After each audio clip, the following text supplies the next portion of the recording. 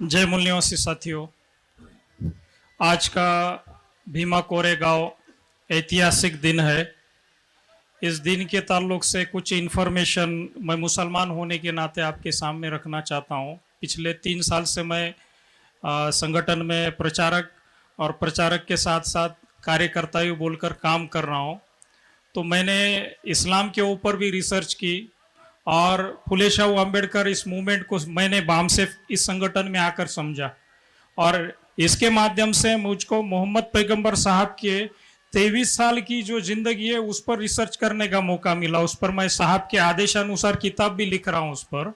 तो कुछ चीज़ें मैंने उसके अंदर नोट किए पॉइंट के तौर पर, वो आपके सामने संक्षिप्त में रखूंगा। आज का ये जो भीमा कोरेगांव जो ये युद्ध है, ये मजलूम और जालिमों के बीच में हुआ ऐतिहासिक युद्ध है। मजलूम बहुसंख्य और जालिम अल्पसंख्य, मगर इत्तेफाक वहां पर ऐसा हुआ कि जालिमों की संख्या बढ़ गई, जो 30,000 28,000 पर आ गए और ताकत के साथ में, हथियारों के साथ में कमजोरों के ऊपर आ गए। कमजोर मैदान में डटे रहे और 500 लोगों ने 28,000 की गर्दनों को उड़ाया। यही चीज को मैंने इस्लाम के ऊपर स्टडी किया तो मोहम्मद पैगंबर साहब की जो बदर की जो लड़ाई हुई 23 साल के अंदर, 10 साल के बाद, 10 या 11 साल के बाद, मक्के से मदीने आने के बाद वो लड़ाई हुई मक्के के जालिमों के साथ में। आज के समय भी यही हालात मैं मुसलमानों में देख रहा हूं।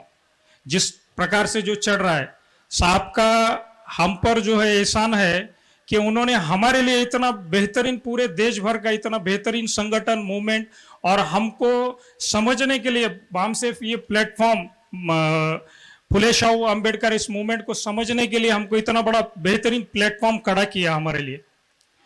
मोहम्मद पैगंबर साहब ने 23 साल के अंदर कमजोर, मजलूम, गुलाम, जिनको न्याय नहीं मिलता, जिनको हक अधिकार नहीं मिलते और जिनको शोषण होता है, इनको शासक बना दिया।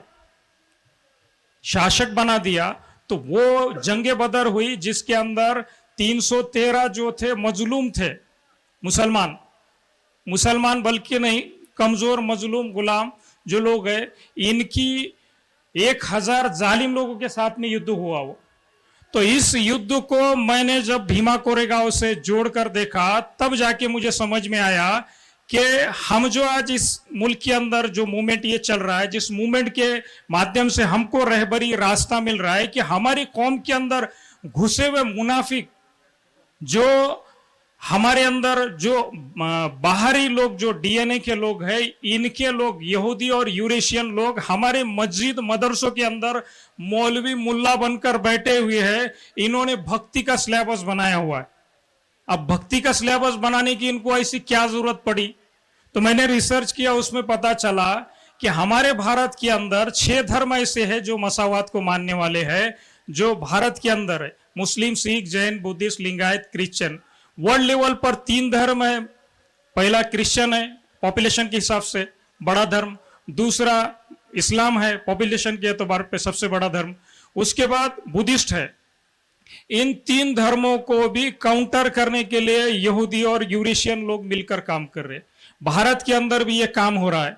तो इन्होंने हमको काउंटर करने के लिए इनके लोगों को हमारे अंदर मौलवी मुल्ला बोल के मुसलमानों में घुसा दिया, भिक्खू भंते बोलकर बुद्धिस्ट में घुसा दिया, पादरी बोलकर चर्च में घुसा दिया, सिखों में, जैन में, लिंगायत में घुसा दिया।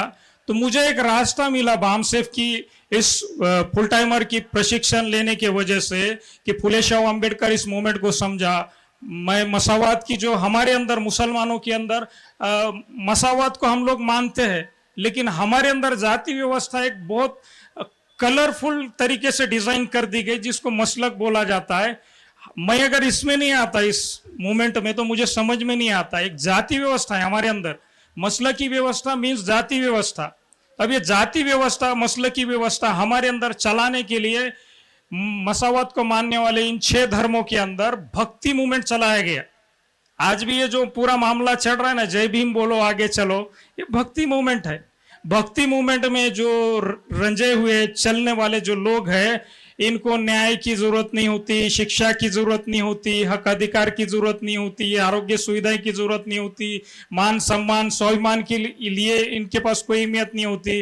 अभी कल परसों मैंने सोशल मीडिया के ऊपर एक पोस्ट डाली, जमीन के नीचे और आसमान के ऊपर ये कंसेप्ट मुसलमानों के अंदर घुसे हुए यूरेशियन यहूदी यूरेशियन अपर कास्ट मुस्लिम मोलियो लोगों ने कंसेप्ट तैयार किया।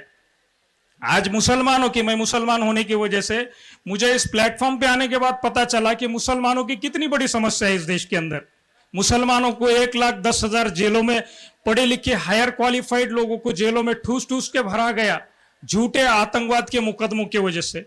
ऐसे मुशर्रफ साहब ने वो मेहनत करके डॉक्यूमेंट्स दस्तावेज सबूत हमारे सामने निकाले और उसको साहब ने पूरे देश भर के अंदर फैलाया। साहब का उस पर मैं धन्यवाद और शुक्रिया कहूंगा कि अगर इन दस्तावेज को हमारे सामने नहीं लाते तो हमको पता नहीं चलता। यही कुछ बातें थी मुझे आपके सामने रखने की। संगठन ने और संयोजक जी ने मुझे जो मौका दिया उसके लिए धन्यवाद। जय मूल्य साथ।